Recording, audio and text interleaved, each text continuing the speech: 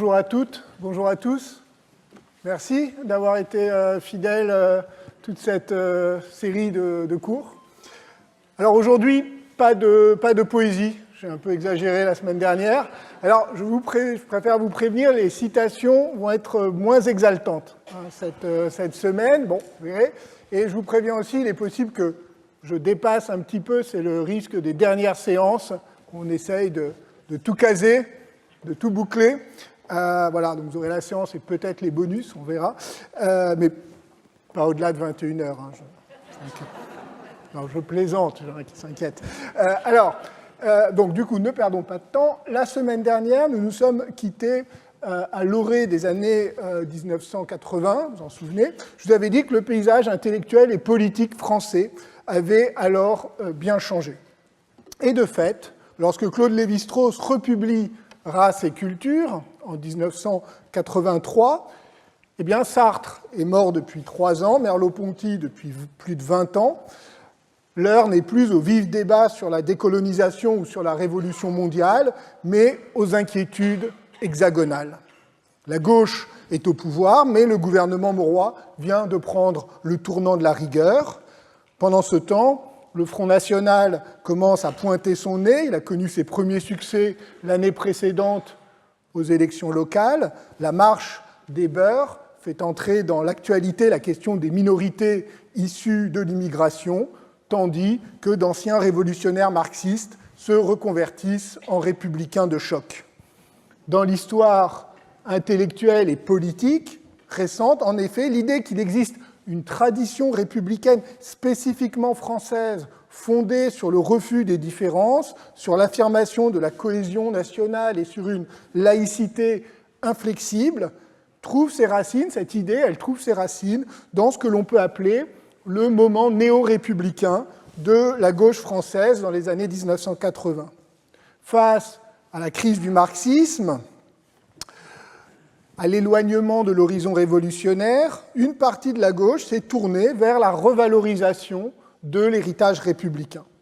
Ce néo-républicanisme, incarné dans le champ politique par Jean-Pierre Chevènement, notamment issu de la gauche du Parti socialiste, et dans le champ intellectuel par une série de figures, notablement Régis Debray, c'est à lui que je faisais allusion, notamment, ancien guérillero en Amérique du Sud, eh bien, ce courant s'est aussi appuyé, il faut le mentionner, sur des travaux historiques, et par exemple, le livre de Claude Nicollet sur l'idée républicaine en France, qui a été publié en 1982, un point de repère.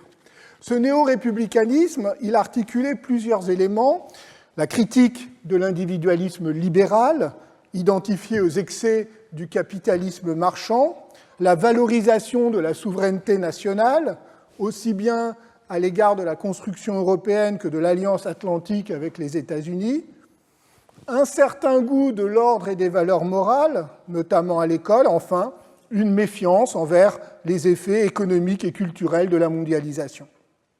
Cultivant une sensibilité nostalgique, volontiers contempteur de la modernité, ce néo-républicanisme exaltait le passé national et tout particulièrement la tradition républicaine du XIXe siècle et la Révolution française.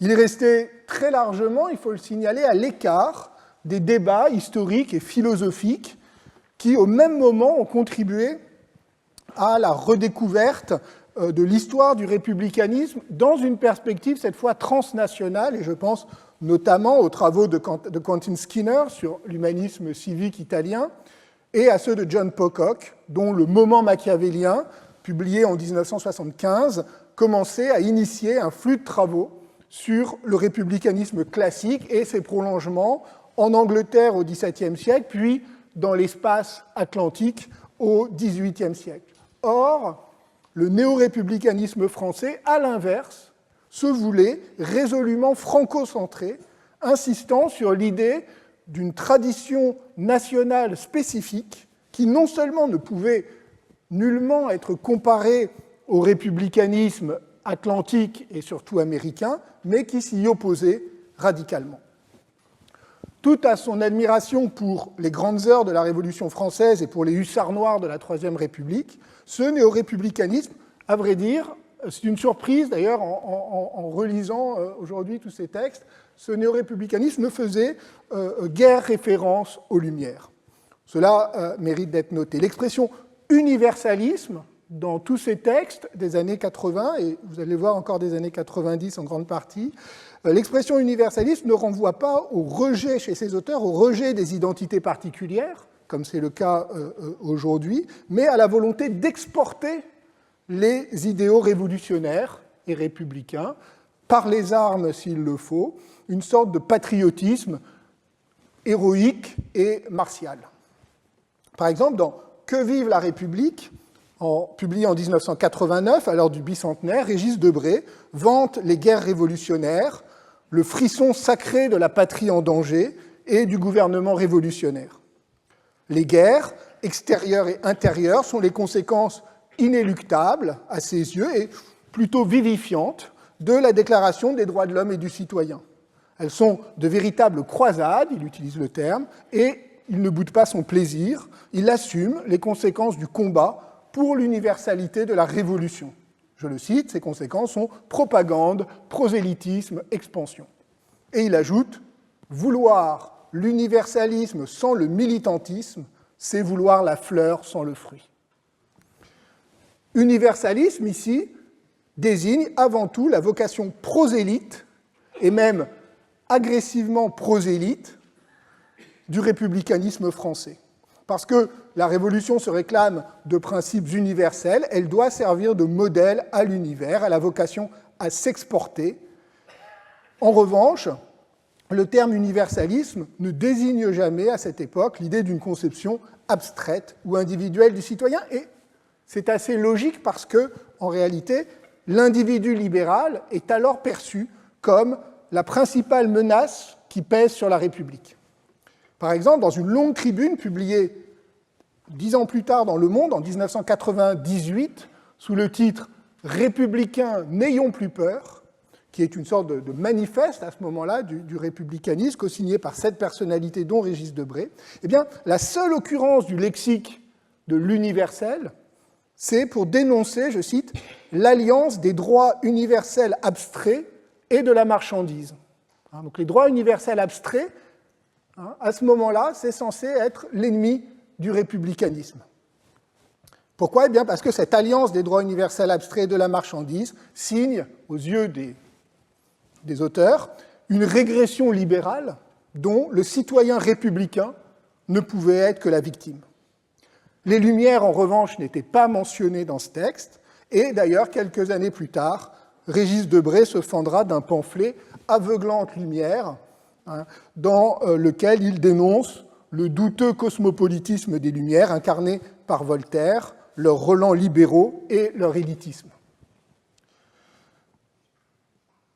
Dans ces années-là, l'universalisme républicain désigne donc avant tout l'idée que la France parle pour le monde, que son modèle politique, à nul autre pareil, a vocation à s'exporter. D'ailleurs, encore en 2002, après, lorsque Pierre Bourretz publie « La République et l'universel », c'est bien de cela qu'il s'agit, d'une crise de l'idée que la France se fait d'elle-même comme grande nation ayant inventé la modernité politique. D'où la première phrase du livre, « La France a la passion de l'universel ». Et vous reconnaissez sur la couverture, peut-être pas l'auteur qui l'a choisi, mais vous reconnaissez bien la gravure de la citoyenne Goldsmith et de Frédéric Saurieux sur la République universelle, démocratique et sociale de 1848, que j'avais commenté lors de la séance sur 48 et qui orne le programme de ce cours. Mais vous remarquerez qu'elle est ici cadrée de façon à faire disparaître le haut de l'image, c'est-à-dire faire disparaître le Christ fraternel et donc l'inspiration chrétienne qui était si présente, vous vous en souvenez, dans le républicanisme de 48. Alors toutefois, dans les années 90, une seconde acception de l'universel a commencé à prendre de plus en plus d'importance, renvoyant cette fois plus ouvertement à un idéal d'homogénéité culturelle comme fondement de la cohésion nationale. Comme si, face au déclassement de la France sur la scène internationale face à la perte de son statut de grande puissance mondiale, eh bien, le discours de l'uniformité républicaine venait remplir une place laissée vacante. Vous le savez, vous en souvenez, une étape importante de cette mutation du républicanisme fut la fameuse affaire dite du foulard islamique à Creil en 1989, lorsque 3 jeunes filles furent exclues du collège Gabriel Havès pour avoir refusé de retirer leur foulard, révélant ainsi un espace d'abord d'incertitude juridique et suscitant de virulentes querelles publiques polémiques autour de la place de l'islam dans la société française et de l'interprétation du principe de laïcité. Controverses et polémiques dont nous ne sommes pas sortis 35 ans plus tard, malgré la loi de 2004 et d'autres lois suivantes, et comme le prouvent les débats actuels autour du port du voile dans les manifestations sportives. De fait, le discours républicain va à partir de là progressivement évoluer d'une critique du libéralisme vers le rejet du multiculturalisme. Ça, c'est la grande mutation des années 90. La menace principale, désormais, semble venir, pour les tenants de ce républicanisme, de la fragmentation culturelle de la société française sous l'effet de l'immigration. Un danger existentiel pèse sur la nation, qui est en passe d'être détruite par les tribus, comme l'écrit alors Alain Finkielkraut, dès 1989, en ayant recours à un imaginaire ouvertement colonial. Il n'est pas inutile de noter qu'il écrivait ceci à l'occasion, vous avez la référence, un entretien dans Le Monde, à l'occasion de la grande cérémonie organisée pour le bicentenaire de la Révolution française et confiée à Jean-Paul Goude, cérémonie qu'il qualifiait de multitribale et qui, à ses yeux, annonçait la disparition de la France derrière le paravent, je le cite, de la démagogie antiraciste. Et il prédisait, ouvrez les guillemets, l'unité culturelle cédera la place à une juxtaposition de ghettos qui auront pour seul élément fédérateur le son électronique et la télévision. 1989. Donc je vous laisse décider, chacun est libre de savoir s'il faut y voir une extraordinaire clairvoyance prophétique ou remarquer que tout l'argumentaire de la déploration était déjà en place il y a 35 ans. Il suffit de remplacer son électronique par rap et télévision par réseaux sociaux. Ce qui est bien clair, en tout cas, c'est que le discours républicain se repliait sur un nationalisme dont l'universalisme était essentiellement identifié au rayonnement des grands textes littéraires. Ici, Finkielkraut cite Chateaubriand et Hugo, et renvoyait à un passé mythifié. Cette critique des tribus et du multiculturalisme était alors portée par toute une série de livres d'actualité, essentiellement des enquêtes journalistiques et des essais, plutôt que des travaux de sciences sociales, et on peut signaler parmi eux, parce qu'ils sont des marqueurs assez intéressants, les livres de Christophe Gélène, qui était journaliste à l'époque au Point, notamment Les Casseurs de la République en 1997, ainsi que son article publié la même année dans Le Débat sous le titre « La régression multiculturaliste ».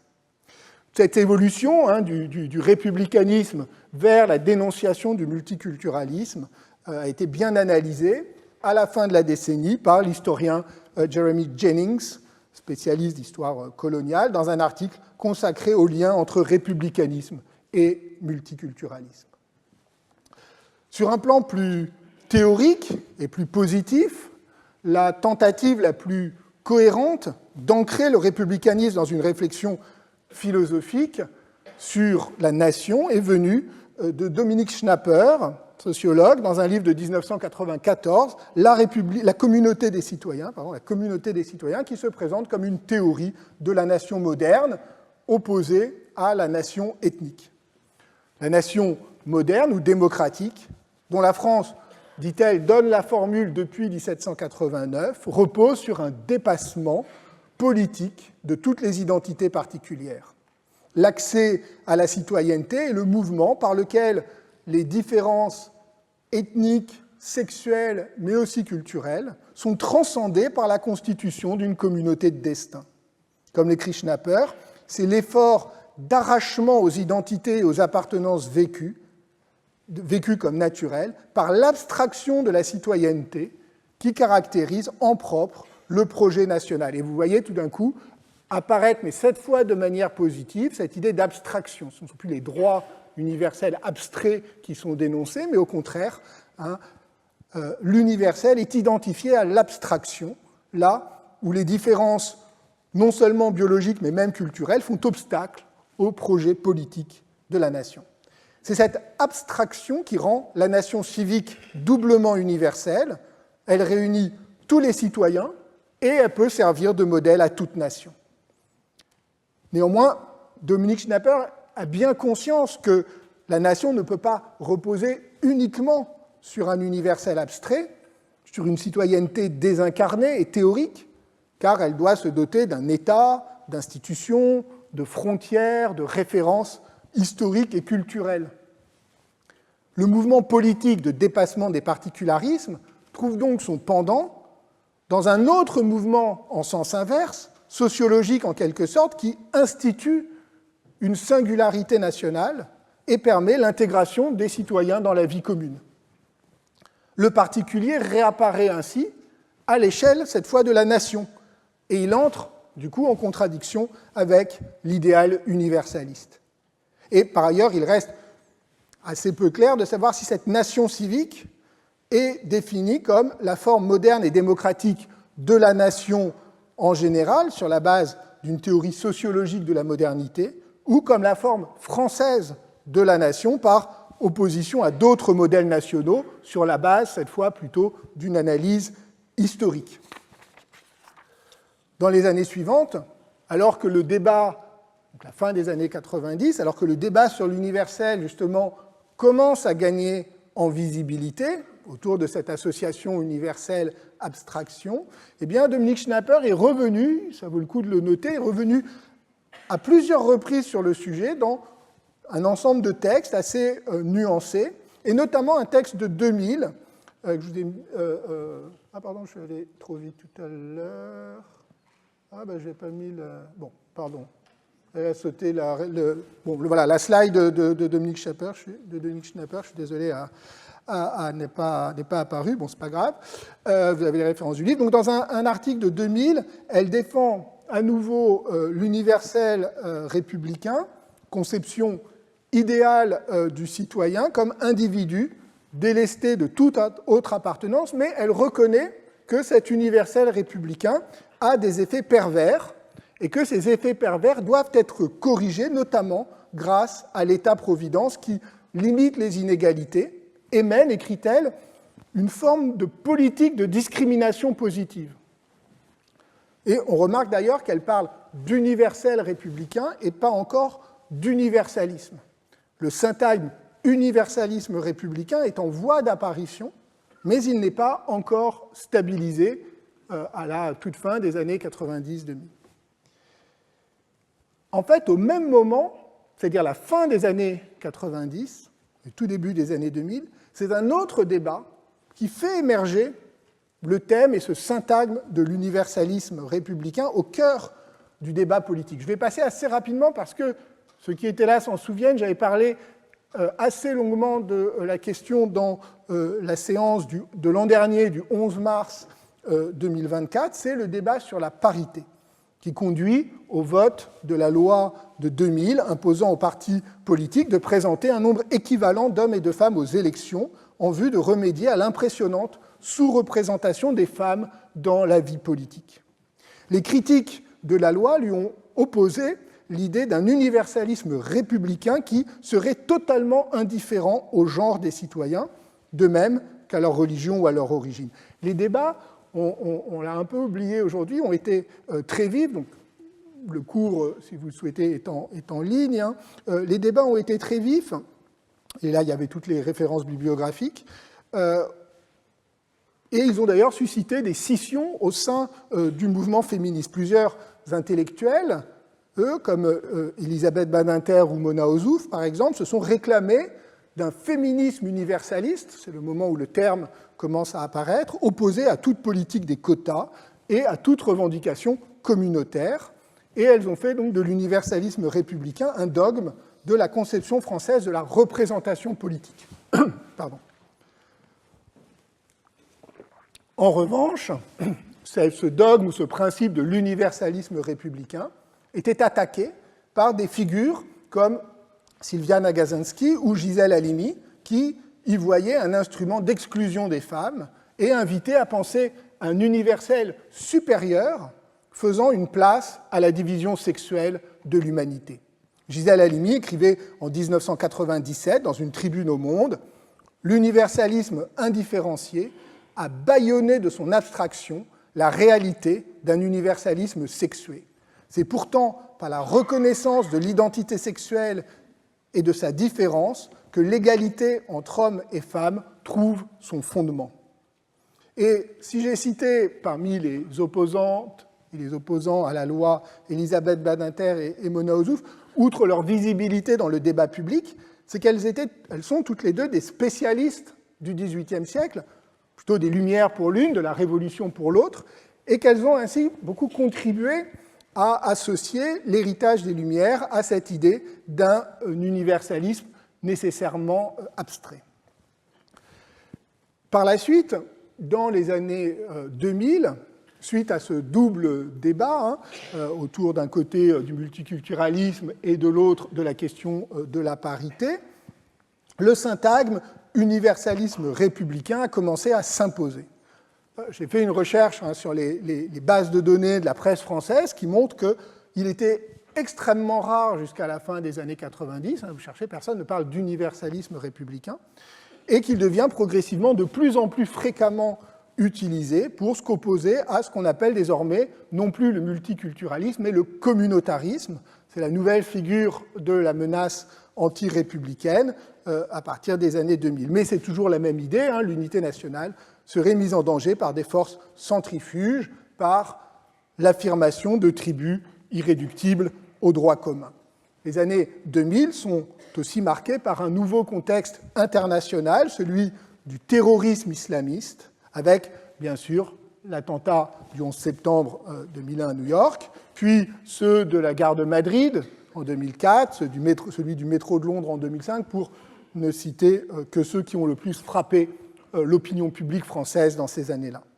Et donc, dans ce contexte troublé, le discours de l'universalisme républicain subit une double inflexion.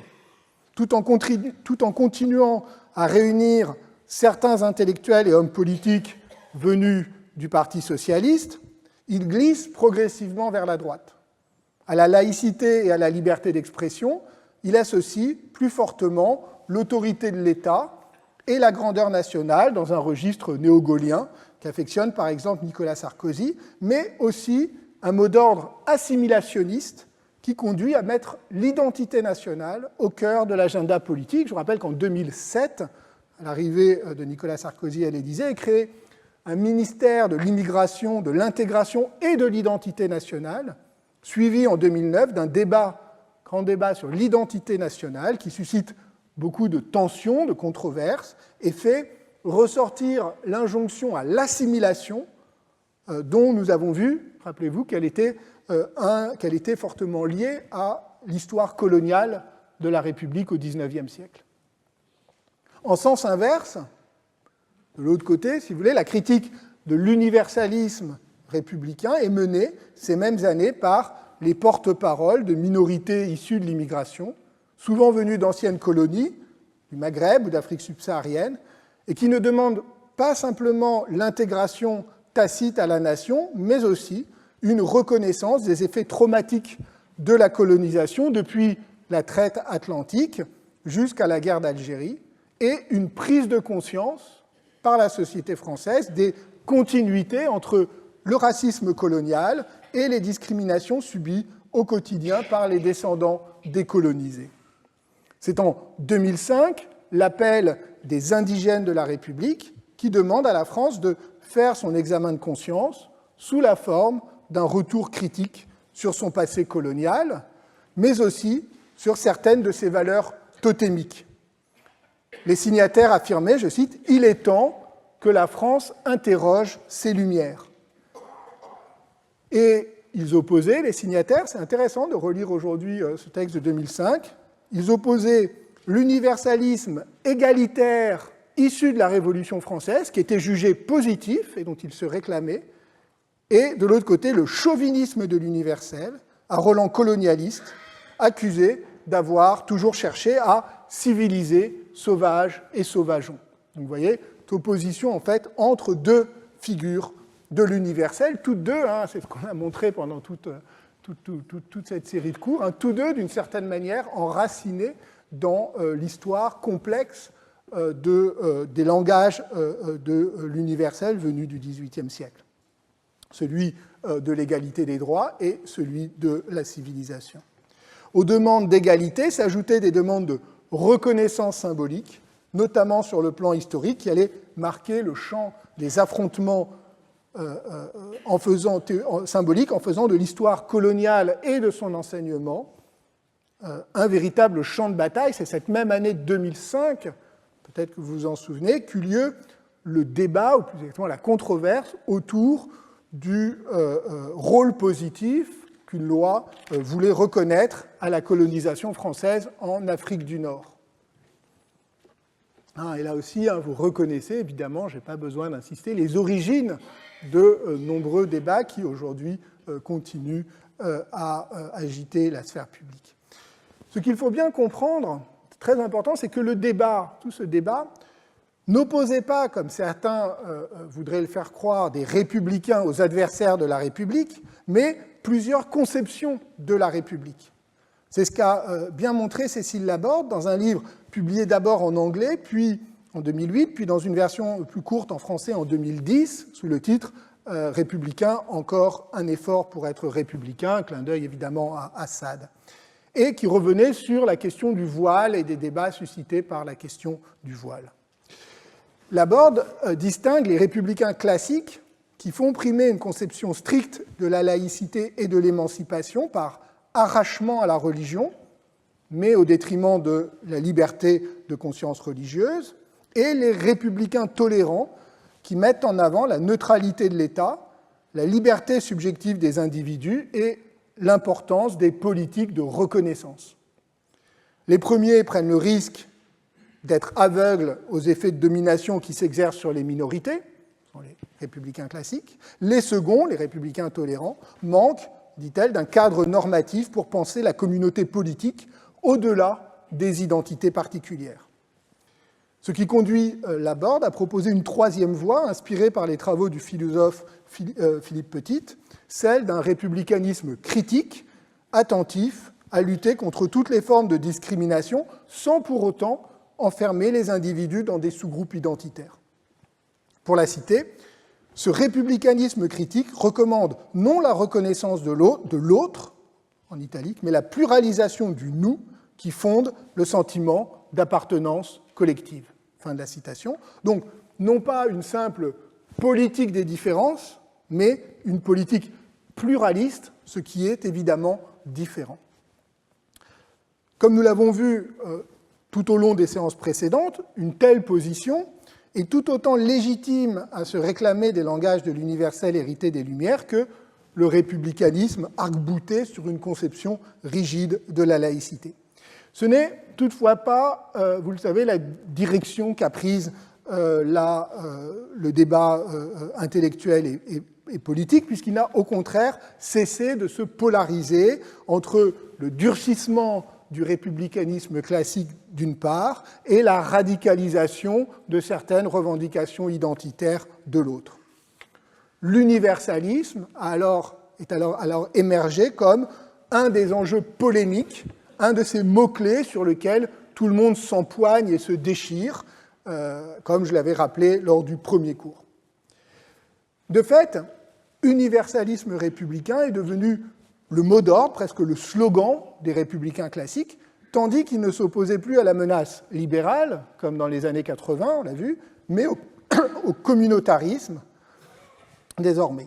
Et ce qui est symptomatique, c'est qu'alors que, je vous ai dit, dans les années 80, c'est le modèle des républicains, c'est la Révolution française, désormais, hein, il ne se réclame plus de la Révolution, mais il se réclame des Lumières. C'est le moment, hein, cette mutation du républicanisme va récupérer la référence aux Lumières. L'horizon d'égalité sociale, qui nourrissait le néo-républicanisme des années 80 et encore en 90, est progressivement abandonné au profit d'un discours assimilationniste et hostile aux religions, c'est-à-dire en réalité à l'islam.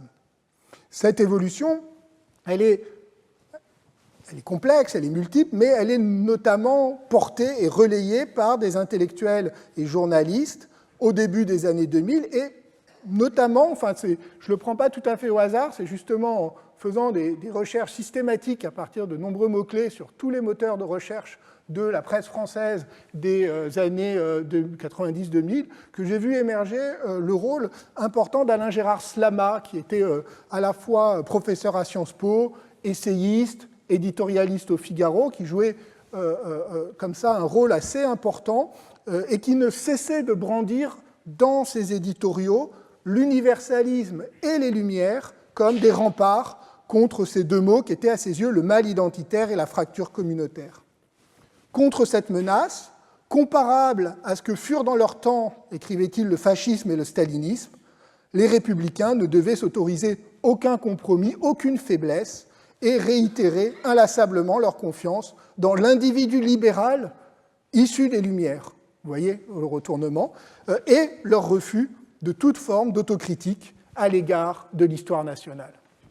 Un des ressorts polémiques de l'argumentation consistait à associer les revendications identitaires au terrorisme islamiste. L'islamisme radical était, disait Slama, le bras armé du communautarisme sectaire, ethnique et identitaire, qui prend aujourd'hui le relais du marxisme-léninisme. Toute revendication identitaire est ainsi indexée à une menace radicale contre, je cite, la civilisation et l'héritage des Lumières. Et toute tentation de reconnaître des erreurs du passé devait être interprétée comme un signe de faiblesse, une sorte de pétainisme moral face à l'ennemi. Alors, ne croyez pas, je sais que vous avez mauvais esprit, donc ne croyez pas que j'ai inventé cette accusation de pétainisme moral, c'est en fait la métaphore centrale d'un des livres d'Alain-Gérard Slama, Le siècle de M. Pétain, essai sur la passion identitaire, paru en 2005, dont sont issues les citations que je viens de lire. Alors on retrouve ici, dans ce mix d'analyse historique, de description apocalyptique d'une république attaquée par le nouveau totalitarisme communautaire, les origines d'un discours conservateur qui, au nom de l'individu libéral et de la raison, construit un adversaire puissant, sorte de synthèse entre les totalitarismes du XXe siècle et l'islam politique. Et c'est ce discours qui est relayé ensuite dans les années suivantes, au point de devenir l'idéologie dominante de la droite intellectuelle française, puis d'aboutir plus récemment aux accusations d'islamo-gauchisme, hein, on a vraiment l'origine là, le terme n'y est pas, et enfin à la croisade contre le wokisme, reprenant le vocabulaire et les obsessions de la droite et surtout de l'extrême droite américaine. Alors, entendons-nous bien, hein, je ne dis pas évidemment, je ne dis pas qu'il n'existe pas d'islamisme en France, ce serait totalement absurde. Les attentats de 2015, puis l'assassinat de Samuel Paty, entre autres horreurs, nous l'ont rappelé de manière tragique. De même, il ne fait aucun doute que certains mouvements militants, à force d'insister sur les identités minoritaires, conduisent à des excès, ce qui d'ailleurs fut historiquement le cas de tous les militantismes.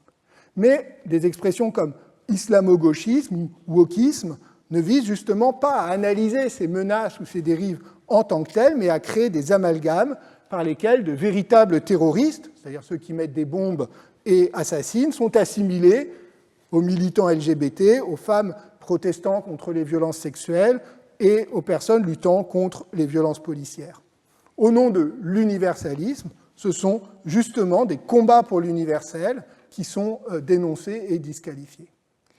Alors, cette évolution que je viens de retracer rapidement du républicanisme français, ou en tout cas plus exactement de certains courants du républicanisme français, lui a valu des critiques virulentes, Dans le champ philosophique, j'avais, ben voilà, Dominique Schnapper, la slide qui s'était inversée. Donc maintenant, vous avez les références, voyez le livre, vous pourrez vous y reporter.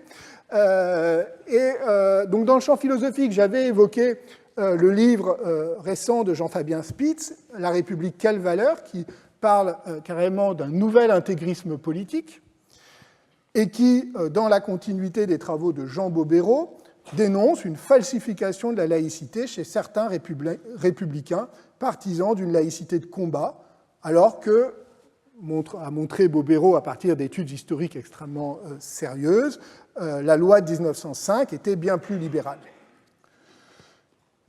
Replié sur les valeurs, l'universalisme républicain ne serait plus, dit Spitz, qu'un ordre moral ajouté au néolibéralisme, sans plus aucune ambition d'émancipation ou de réduction des inégalités. J'avais dit, je ne reviens pas, mes réserves néanmoins sur cette notion de falsification qui me semble historiquement peu fondée, mais je n'y reviens pas. Plus virulent encore, l'essayiste italien Raffaele Alberto Ventura, dans un article de la revue Esprit, accuse ce qu'il appelle les nouveaux réactionnaires de promouvoir un suprémacisme républicain. Sa thèse est qu'il se distingue ainsi des mouvements conservateurs ou même réactionnaires traditionnels, hostiles à la modernité et donc aux Lumières. Eux, à l'inverse, ces nouveaux réactionnaires, sont non pas des anti-modernes comme l'était tout le courant contre-révolutionnaire, mais au contraire des hyper-modernes.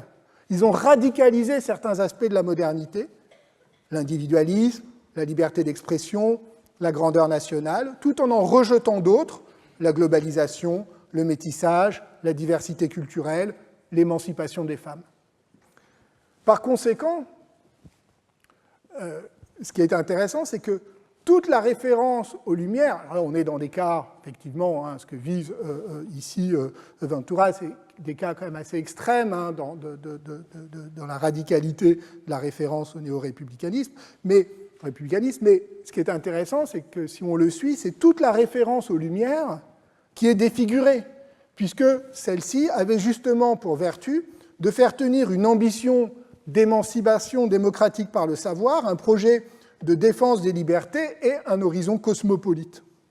Au-delà de la plasticité habituelle de ces usages, qu'on a largement documenté ces dernières semaines, au fond, c'est une véritable subversion de la notion de lumière qui est à l'œuvre. Et vous savez peut-être qu'aux États-Unis, actuellement, certains courants de l'extrême droite vont encore plus loin et en viennent à promouvoir la notion paradoxale de dark enlightenment, des lumières obscures, selon le concept défendu par un ingénieur et blogueur de la Silicon Valley, Curtis Yarvin. Curtis Yarvin qui aurait dû, à vrai dire, lui-même rester dans une certaine obscurité s'il n'était pas une des références idéologiques de l'actuel vice-président J.D. Vance. Au-delà du plaisir transgressif qu'il peut y avoir, pour lui j'imagine, à s'approprier en la dénaturant la référence aux Lumières, celle de ses adversaires, eh bien cette formule oxymorique désigne une volonté explicite, très explicite dans les textes de Yarvin, une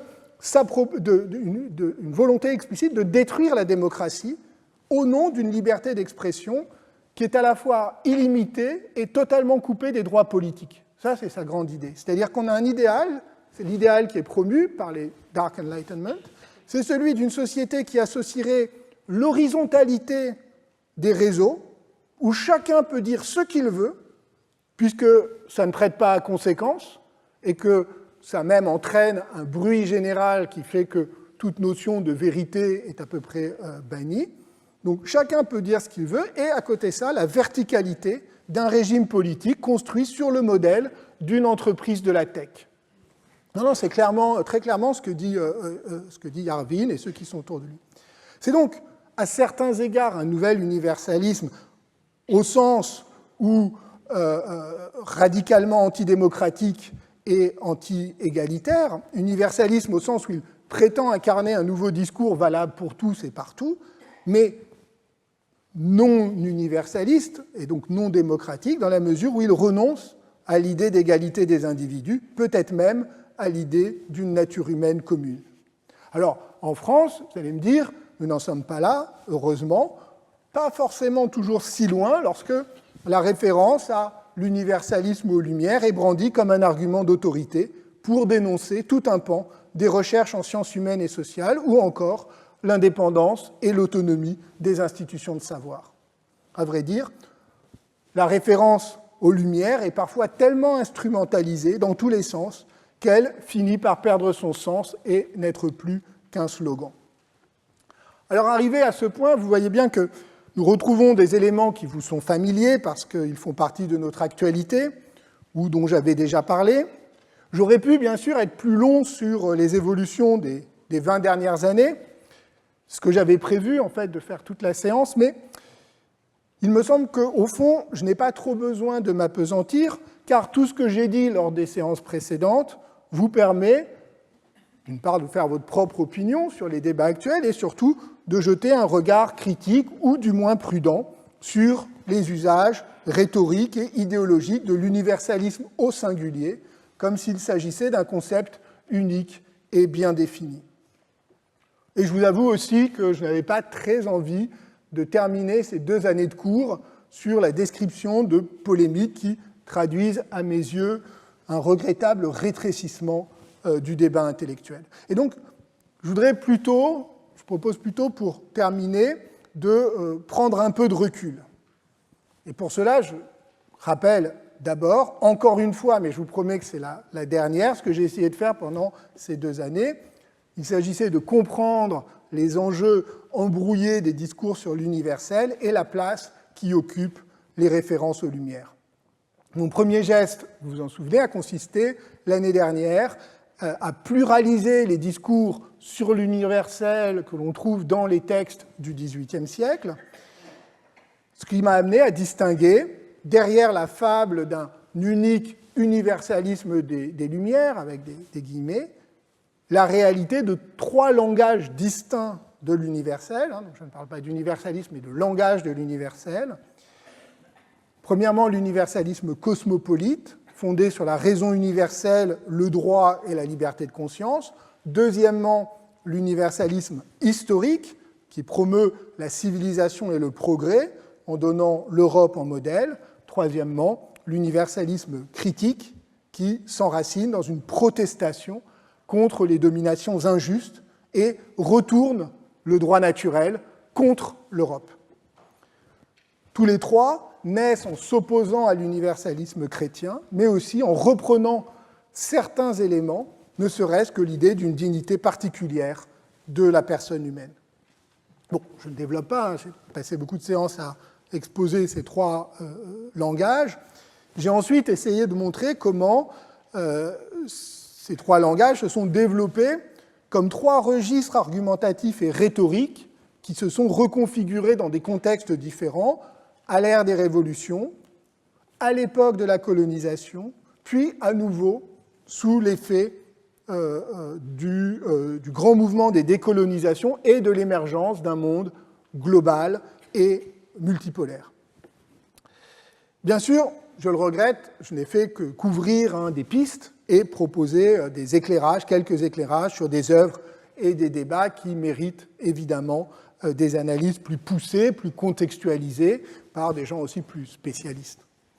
Surtout, vous l'avez remarqué, j'ai privilégié le cas français, élargi à la dimension francophone à travers ces 2 dernières semaines, l'exemple d'Haïti et de ses répercussions.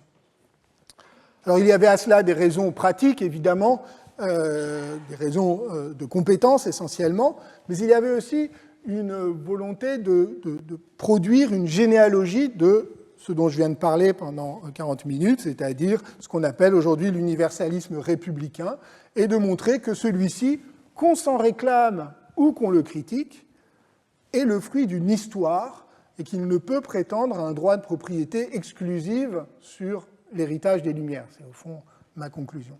Bien au contraire, il existe d'autres conceptions de l'universel, ancrées dans l'histoire des discriminations, des révoltes pour la justice, de la lutte anticoloniale ou d'une reconnaissance de la diversité des cultures, conceptions qui peuvent tout aussi bien se réclamer des Lumières. Et d'ailleurs, et vous l'avez vu, je ne dis pas d'ailleurs que ce sont des conceptions ou des langages qui sont meilleur ou favorable. Et j'ai insisté sur le fait que chacun de ces langages a ses propres points d'obscurité et peut être retourné de manière impérialiste. Par conséquent, j'ai été, en me concentrant sur la France et l'histoire, en tout cas des penseurs francophones, j'ai été obligé de laisser de côté la façon dont les débats sur l'universel ont été abordés et traités dans d'autres cultures politiques. Et c'est ce point que je voudrais très rapidement, trop rapidement, esquisser pour finir, même si, bien sûr, étudier la pluralité des... Rassurez-vous, je ne vais pas faire le tour du monde de l'universel, juste donner quelques pistes, parce que, évidemment, étudier la pluralité des langages de l'universel à une échelle mondiale ne peut être sérieusement entrepris que sous une forme collective, en associant des spécialistes de différentes aires culturelles, ce sera peut-être l'objet d'un futur colloque. Et donc, en attendant, juste pour conclure, quelques mots en forme de piste. L'approche la plus intuitive, celle qui n'est guère originale, consiste à élargir la perspective aux États-Unis, l'autre pays qui a proposé au monde, à la fin du XVIIIe siècle, un discours universaliste issu des Lumières, articulant droit à l'indépendance, affirmation du droit naturel et libéralisme politique. À côté de la Déclaration des droits de l'homme et du citoyen, eh bien, la Déclaration d'indépendance du 4 juillet 1776 a connu aussi une postérité mondiale exerçant durablement un effet de fascination sur toutes les nations aspirant à l'indépendance, comme l'a montré David Armitage dans son Histoire globale de la Déclaration d'indépendance. Dès lors, un lieu commun oppose deux universalismes, celui de la France et des États-Unis, ou plutôt deux impérialismes de l'universel, pour reprendre une formule de Pierre Bourdieu. Le grand politiste américain spécialiste de la France, Stanley Hoffmann, écrivait en 2000 un article intitulé « Deux universalismes en conflit », qui commençait par ces mots « Les États-Unis et la France sont les seules nations qui présentent leurs valeurs comme universelles et s'offrent en modèle au reste du monde. » Alors, je pense qu'il fallait quand même être un spécialiste américain de la France pour écrire une phrase pareille. Mais il faut sans doute tenir compte du contexte. 2000, c'est peut-être la dernière année où il était encore possible de croire que les démocraties libérales avaient le monopole de l'universalisme. Alors, restons néanmoins un instant sur cette idée, qui est quand même intéressante, d'un conflit ou d'une rivalité de longue durée entre deux universalismes issus des révolutions politiques de la fin du XVIIIe siècle. J'ai beaucoup parlé des ambiguïtés, des contradictions de l'universalisme français dans son rapport complexe à l'égalité des droits et à l'unité de la nation, qui peut parfois devenir un désir d'uniformité culturelle au détriment du pluralisme et de la liberté. De l'autre côté, l'universalisme américain n'est pas moins complexe et il mériterait de nombreuses séances. Il repose lui aussi sur l'héritage des Lumières, mais il l'articule à une dimension religieuse plus présente depuis le grand réveil puritain de la fin du XVIIIe siècle, et il doit faire face à d'autres difficultés, au premier plan, bien sûr, l'esclavage, puis ses conséquences durables. Il aboutit au final à un discours de l'exceptionnalité, la destinée manifeste, formulée par John O'Sullivan en 1845, et à un discours tourné vers le monde à travers le soft power, incarné par Hollywood notamment, ce que l'historienne de Grazia a appelé l'empire irrésistible. Dans un livre récent, le politiste japonais Osamu Nishitani a proposé de voir dans l'histoire des États-Unis un impérialisme de la liberté fondé sur l'imaginaire de la liberté religieuse et la fiction d'un territoire vierge, fiction évidemment, sur lequel le capitalisme allait pouvoir s'étendre indéfiniment. Ce territoire, vous le savez, est aujourd'hui élargi à l'espace, à la conquête des étoiles, et on pourrait alors dire, pour simplifier évidemment, c'est très schématique, c'est vraiment là, c'est la dernière séance, le dernier quart d'heure, je me lâche. Donc c'est très schématique, mais il me semble qu'on pourrait dire qu'on assiste aujourd'hui à une double pathologie symétrique.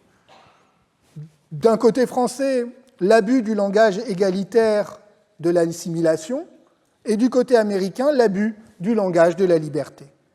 Car, et c'est ça qui est frappant, pourquoi je parle de pathologie ? Parce qu'il y a un moment où ces deux notions finissent poussées à l'extrême par se retourner contre elles-mêmes. En France, l'universalisme dit abstrait aboutit à défendre le statu quo et les inégalités en interdisant de mesurer les discriminations et donc de lutter efficacement contre elles. Aux États-Unis, le discours en apparence ultralibéral menace le libéralisme lui-même sur le plan économique, avec l'offensive contre le libre-échange et la concurrence. C'est le capitalisme de la finitude, décrit récemment par Arnaud Aurin dans son livre Le Monde confisqué. Sur le plan politique, avec l'attaque contre les juges et les universités. Au final, des deux côtés de l'Atlantique, un renoncement à l'universalisme et un repli dans le particulier, America First et nationalisme républicain. Mais il faut sortir de ce face-à-face, car l'idée selon laquelle la France et les États-Unis sont les deux seuls pays à tenir un discours universaliste, c'est évidemment une vue de l'esprit, une simplification abusive. Il existe en réalité bien d'autres discours de l'universel, même s'ils ne se réclament pas des Lumières, bien au contraire. J'avais évoqué lors de la première séance, vous vous en souvenez peut-être, le cas de la Chine, et on pense aussi à certains courants de l'islam. Historiquement, de nombreux régimes impériaux ont tenu des discours universalistes. Prenons un exemple très éloigné de tout ce dont je viens de parler, c'est le cas de l'Inde moghole. Le fils de l'empereur Akbar, nommé Salim, c'est pas lui, on va le voir après, lui, le fils de l'empereur Akbar a changé de nom au moment d'arriver au pouvoir pour régner et a pris le nom de Jahangir, qui signifie précisément celui qui domine le monde. Son propre fils, à son tour, règne sous le nom de Shah Jahan, qui veut dire roi du monde. C'est lui. Sur l'image, sur cette peinture, vous le voyez, debout sur un globe terrestre, celui-ci étant centré sur le sous-continent indien, et les animaux, alors vous les devinez peut-être si vous avez une bonne vue, ils sont sur le globe, en dessous, donc c'est un lion et un tigre qui marquent la capacité du souverain à assurer une paix universelle en permettant aux animaux opposés de cohabiter pacifiquement. Comme l'explique l'historienne Corinne Lefebvre, spécialiste de cette période, eh bien, ces images, comme les discours officiels du pouvoir qui les accompagnaient, visaient à affirmer l'ambition universelle des souverains moghols, bien au-delà de l'Inde, ambition fondée à la fois sur leur généalogie, puisqu'ils descendaient de Gengis Khan et de Tamerlan, les deux grands conquérants venus d'Asie, et sur le raffinement de la civilisation indo-persane. Alors, si je prends ces éléments, c'est pour montrer que l'universalisme n'est pas nécessairement indexé aux Lumières, au libéralisme politique et à l'émancipation. En revanche, il est toujours associé d'une façon ou d'une autre à des formes d'impérialisme, même lorsque celui-ci prétend agir au nom de l'émancipation des peuples. Et si vous y réfléchissez, c'est d'ailleurs assez normal. Si vous pensez que les valeurs et les manières de vivre que vous défendez, qui sont les vôtres, sont valables pour tous, partout, parce qu'elles correspondent à une vérité universelle de la nature humaine, eh bien, vous êtes conduit à les étendre le plus largement possible, que ce soit pour libérer les peuples asservis, pour étendre les bienfaits de la civilisation, ou encore pour diffuser la vraie foi. Par ailleurs, il serait tout aussi erroné d'opposer un universalisme hérité des Lumières, libéral, individualiste, égalitaire, et des universalismes religieux qui, eux, seraient anachroniques et obscurantistes. D'une part, parce que les langages de l'universel qui se réclament des Lumières, nous l'avons vu abondamment tout au cours de l'année, sont pluriels. D'autre part, parce qu'ils partagent davantage qu'on ne le croit avec d'autres formes d'universalisme, ne serait-ce que la pulsion impérialiste que je viens d'évoquer. Enfin, parce qu'il existe dans le monde moderne de nombreuses figures de syncrétisme qui viennent greffer le discours ou certains discours de l'universel des Lumières sur d'autres traditions culturelles ou, si vous préférez, qui réinterprètent leur propre tradition à la lumière de la modernité. Prenons l'exemple du Japon. Comme vous le savez, il fut le premier pays asiatique à s'inspirer des Lumières européennes. Les élites japonaises y ont cherché plusieurs choses. Premièrement, un idéal politique, libéral et républicain, comme ça a été le cas de Nakae Chomin, traducteur de Rousseau en japonais dès les années 1880, auquel Édith Dufourmont a consacré toute une série de livres, dont le tout dernier vient de paraître.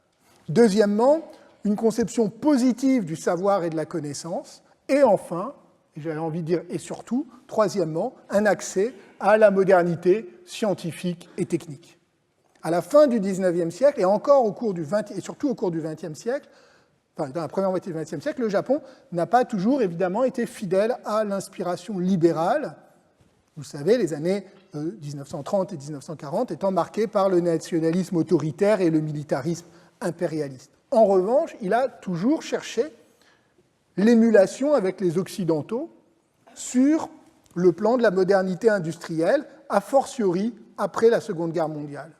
Or, il se trouve qu'il existe, c'est une chance, depuis le XIXe siècle, un lieu où s'exprime justement cette émulation, une sorte de coupe du monde de la modernité industrielle.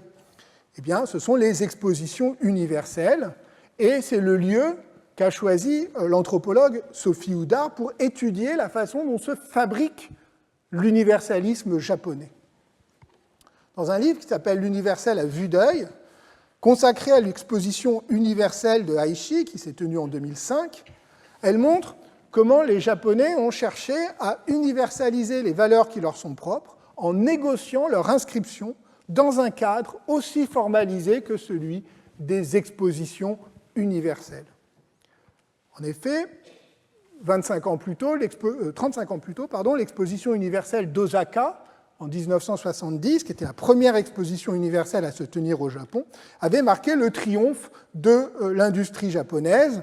Le pays avait tenu à s'inscrire dans cette tradition des expositions universelles héritées du XIXe siècle, avec le culte de l'objet matériel comme prouesse technique et comme marchandise. Mais en 2005, l'objectif fut bien différent. Le titre de l'exposition le titre retenu était « Au-delà du développement, à la redécouverte de la sagesse de la nature ». L'exposition devait permettre au Japon de manifester la dimension universelle de sa propre culture, de produire un contre-discours de la modernité dans un cadre qui était par excellence celui de la modernité capitaliste. Il s'agissait donc de célébrer la nature et les paysages en organisant la première exposition universelle écologiste. Et l'idée était d'organiser l'exposition dans la forêt de Kaisho, dans un satoyama, terme qui désigne un paysage typiquement japonais, une nature aménagée mais pas trop, un espace liminal entre le monde des hommes et la nature. Le terme même, comme l'a montré Nicolas Baumer dans un article, le terme même de satoyama est assez récent, mais il a connu un succès foudroyant au Japon et dans le monde entier, surtout après la conférence de Nagoya sur la biodiversité en 2010. Il représente aujourd'hui un idéal ancré dans la tradition culturelle japonaise, une tradition peut-être en partie réinventée, comme toutes les traditions, mais qui correspond à une attente nouvelle face aux excès de l'urbanisation, de l'industrialisation et de l'occidentalisation. Vous savez, les satoyama, ce sont ces mêmes espaces, ce rapport très particulier à la nature qui font, par exemple, le succès global, mondial, des films de Miyazaki. Et d'ailleurs, le Satoyama de l'exposition universelle de 2005 faisait ouvertement référence à Mon voisin Totoro. Oui, j'avais promis de citer Mon voisin Totoro. C'est fait, c'est pour la checklist. Alors, ce que montre très bien Sophie Houdard, ce sont les détails concrets par lesquels les organisateurs japonais ont cherché à affirmer cette revendication d'universalité au cœur même de l'exposition. Comme elle l'écrit, l'universel ne se décrète pas, il se construit patiemment par des dispositifs concrets et pas seulement par des idées ou des discours. Il se construit par des opérations d'universalisation qui doivent être acceptées et reconnues comme telles. Alors, vous aurez peut-être reconnu la référence théorique sous-jacente à ce propos, qui est la sociologie de Bruno Latour, attentive aux dispositifs matériels qui construisent et soutiennent des revendications d'universalité des faits scientifiques. Dans cette perspective, l'universel n'est pas un donné qu'il faudrait simplement reconnaître en s'approchant de la vérité, mais il n'est pas non plus une simple stratégie de pouvoir ou de domination, il est une façon de construire des mondes communs. Comme l'écrit Sophie Houdard, je cite, « Un universel ne s'impose pas de lui-même, il est travaillé, négocié, rogné et corrigé. » C'est à la fois contre-intuitif, mais, je crois, intellectuellement très productif. Autrement dit, l'universel japonais s'inscrit aujourd'hui dans une négociation avec la modernité occidentale entre surenchère et adaptation, ou encore captation du prestige d'une forme, les expositions universelles, au profit de l'universalisation d'une culture particulière, mais dont les enjeux, l'écologie, sont aujourd'hui potentiellement universalisables. D'autres constructions possibles se situent en revanche dans une opposition, cette fois frontale, avec la modernité industrielle et occidentale. Vous vous souvenez que j'ai évoqué la semaine dernière ce texte fondateur de l'indigénisme haïtien que fut ainsi par là l'oncle de Jean Price-Mars, Valorisation des racines africaines de la paysannerie haïtienne. Mais ce geste de Price-Mars était lui-même permis par son inscription de son auteur dans un dialogue avec l'ethnographie européenne et nord-américaine. Et c'est évidemment le lot de la plupart des mouvements indigénistes promus par des intellectuels qui sont eux-mêmes internationalisés et dont les livres sont parfois plus lus par les écrivains des autres pays que par leurs propres compatriotes. Et on sait d'ailleurs à quel point la culture africaine haïtienne, à travers le vaudou et la figure du zombie, a fait elle-même l'objet d'un processus de globalisation que l'on peut appeler universalisation ou au contraire récupération par l'industrie mondiale du divertissement, selon l'idée qu'on veut s'en faire. Mais il y a aussi des formes plus ouvertement ironiques et ludiques. C'est le cas du manifeste anthropophage du poète brésilien Oswald de Andrade, publié aussi cette même année 1928 dans le premier numéro de la revue d'Anthropophagie. Je ne sais pas si vous avez des lecteurs habituels de la revue d'Anthropophagie. Vous avez ici la reproduction. Le geste de Andrade fait de l'anthropophagie, enfin le texte plutôt, ce manifeste, à la fois intellectuel, littéraire, poétique et politique, fait de l'anthropophagie à la fois une loi universelle et une pratique ancrée dans le passé indigène du Brésil. Voilà ce qu'écrit le début du manifeste, dès le début. « Seule l'anthropophagie nous unit, socialement, économiquement, philosophiquement. Unique loi du monde. » Pas plus universelle. Unique loi du monde, expression masquée de tous les individualismes, de tous les collectivismes, de toutes les religions, de tous les traités de paix. Donc, geste à la fois donc, poétique, politique et ironique. Andrade est très influencé par la poésie et l'art moderne européen, de même que sa compagne, Tarsila do Amaral, la grande peintre moderniste brésilienne, dont un dessin illustre, vous le voyez ici, le manifeste, un dessin issu de sa célèbre toile Abaporu. Alors, certains d'ailleurs d'entre vous ont peut-être vu la belle exposition qui lui a été consacrée à l'automne dernier au musée du Luxembourg, à Tarsila. Andrade et Tarsila ont passé du temps à Paris au début des années 1920. En même temps, ils cherchent à s'en distinguer de ce modernisme européen en proposant une esthétique nationale brésilienne qui permette de renouer avec les traditions locales, avec les paysages brésiliens, avec les populations autochtones, mais aussi avec les populations afrodescendantes et surtout donc avec le métissage désormais pensé comme le processus fondateur de la société brésilienne. L'anthropophagie, si fortement associée au Tupi-Guarani dans la culture européenne, depuis les récits horrifiés des premiers voyageurs et missionnaires, est alors retournée, brandie, comme si le propre de la culture brésilienne était justement de se nourrir, au sens figuré, de tout ce qui lui est étranger pour le métaboliser. Andrade écrit « Seul m'intéresse ce qui n'est pas mien ». Autrement dit, c'est la loi fondamentale de l'anthropophagie où l'on ne devient soi qu'en incorporant l'autre. Celui-ci ne doit pas être dominé, il ne doit pas non plus être assimilé, il doit être ingurgité, modifiant ainsi le mangeur lui-même. Alors la métaphore, évidemment, elle fait signe vers Freud, dont Totem et Tabou est paru en 1913. Si la dévoration du père par la horde primitive est une loi universelle de l'inconscient social, alors le manifeste anthropophage est une contre-utopie, à la fois primitiviste et moderniste, qui retourne le discours civilisateur et colonial européen, mais sans aucun passéisme, en se projetant au contraire dans un imaginaire techniciste. Ce qui est à la fois un discours très sérieux, mais avec une dimension ludique propre à la culture moderniste. L'anthropophagie est aussi le recyclage ironique des formules canoniques de la culture occidentale, et je ne résiste pas, pour ceux qui l'ignorent, à vous citer une des phrases clés du manifeste, qui est la suivante: « To be or not to be, that is the question ». Alors, vous pensez sans doute que je suis allé trop loin avec cette histoire d'universalisme cannibale. Je sais ce que vous vous dites. Bon, c'est la dernière séance, il est en roue libre, on ne va plus l'arrêter, il est temps que ça s'arrête. Bon. 3 minutes encore, s'il vous plaît.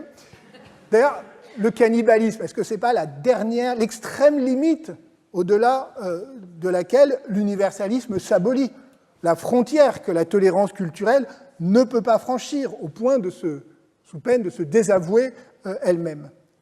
Dans les discussions sur l'universel, il y a une plaisanterie du philosophe Léo Strauss qui est souvent utilisée pour clouer le bec des sceptiques, on me l'a déjà opposé, pour prouver l'absurdité du relativisme. Et elle dit ceci: si toutes les cultures se valent, alors le cannibalisme n'est qu'une question de goût. Pas mal, pas mal. Alors, à vrai dire, je n'ai pas trouvé l'origine exacte de cette citation. Si certains ou certaines d'entre vous l'ont, je suis preneur. Elle est peut-être apocryphe, ou alors c'est peut-être une formule que les élèves de Strauss aimaient se répéter entre eux. En revanche, la démonstration, ça je l'ai trouvée, elle est donnée par Léo Strauss dans son grand livre « Droit naturel et histoire », où il explique que si on considère que tout droit est positif, que toutes les valeurs sont historiques, alors on n'a aucune raison de justifier le fait de ne pas régresser vers l'anthropophagie et de préférer la civilisation à la sauvagerie. On peut appeler ça la preuve par le cannibale. L'universalisme moral et politique est fondé parce que personne ne peut défendre le cannibalisme. La raison des Lumières nous aura au moins appris cela. Mais est-ce bien sûr? Ce rejet du cannibalisme est-il un héritage de la raison éclairée ou des missionnaires chrétiens, et notamment des jésuites? Alors on sait bien sûr le parti qu'a pris Montaigne en utilisant justement le cannibalisme pour remettre l'arrogance européenne à sa place et proposer un humanisme plus conséquent qui préfère le décentrement à l'ethnocentrisme, l'autocritique à l'autosatisfaction. Mais on peut aussi relire l'article anthropophage du dictionnaire philosophique de Voltaire, qui s'amuse, avec une désinvolture plaisante, à minimiser non pas l'existence du cannibalisme, mais sa gravité. Et oui, vous ne pensiez pas que j'allais vous quitter sans citer encore une fois Voltaire. Alors, je cite. En 1725, écrit-il, donc, on amena 4 sauvages du Mississippi à Fontainebleau. J'eus l'honneur de les entretenir. Il y avait parmi eux une dame du pays à qui je demandais si elle avait mangé des hommes. Elle me répondit très naïvement qu'elle en avait mangé. Je parus un peu scandalisé. Elle s'excusa en disant qu'il valait mieux manger son ennemi mort que de le laisser dévorer aux bêtes et que les vainqueurs méritaient d'avoir la préférence. Nous tuons en bataille rangée ou non rangée nos voisins, et pour la plus vile récompense, nous travaillons à la cuisine des corbeaux et des vers. C'est là qu'est l'erreur, c'est là qu'est le crime. Qu'importe, quand on est tué, d'être mangé par un soldat ou par un corbeau et un chien. Alors, je vous laisse en juger. Léo Strauss aurait certainement été scandalisé, ou plutôt, il aurait été conforté dans l'idée que les Lumières, déjà, avaient rompu avec les principes universels de justice et de vérité défendus par les monothéismes, qu'elle privilégiait abusivement l'historicité et la pluralité des sociétés humaines sur la contemplation d'une vérité universelle et éternelle. Au fond, c'est tout le paradoxe des langages de l'universel que nous avons hérité de la pensée européenne du XVIIIe siècle, non pas un universalisme abstrait, encore moins une croyance dogmatique dans la supériorité d'une civilisation particulière, mais une tentative admirable, peut-être désespérée, j'espère pas, mais en tout cas admirable, une tentative de prouver que l'unité de la nature humaine est compatible avec la pluralité des cultures et des conceptions du bien. C'est précisément cette tension, jamais résolue, que désigne le mot de tolérance, qui n'est pas une simple acceptation de l'autre, mais bien, nous l'avions vu l'an dernier chez Pierre Bayle et chez Lessing, un éloge de la bigarrure. Je vous remercie.